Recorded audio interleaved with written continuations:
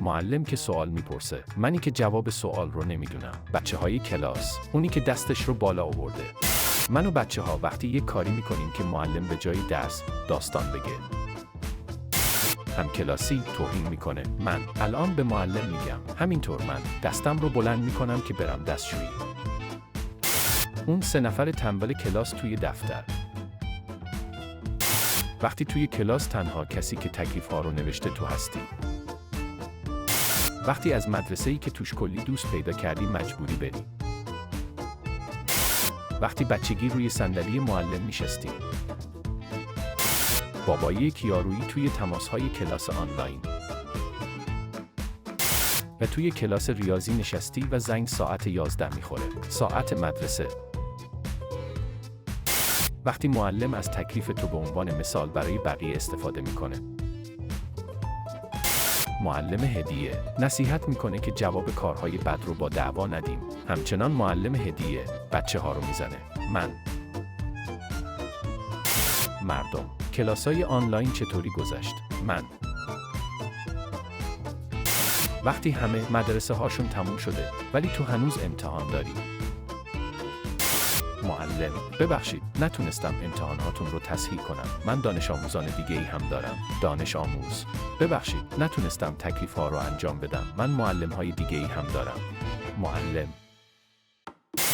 منی که فکر میکنم امتحان قراره آسون باشه. من بعد امتحان. معلم فردا امتحان میگیرم. آماده باشید. کلاس فرداش. منی که بعد امتحان جواب سوال‌ها یادم میاد. مدرسه در حال آماده کردن ما برای دنیای واقعی. من وقتی به تکلیف‌ها نگاه میکنم و میفهمم چرا معلم 1 هفته براشون وقت داده بود. من منتظر جواب امتحانات. معلم سوال‌های امتحان رو خیلی آسون نوشتم. من در حالی که دارم به برگه امتحان نگاه میکنم.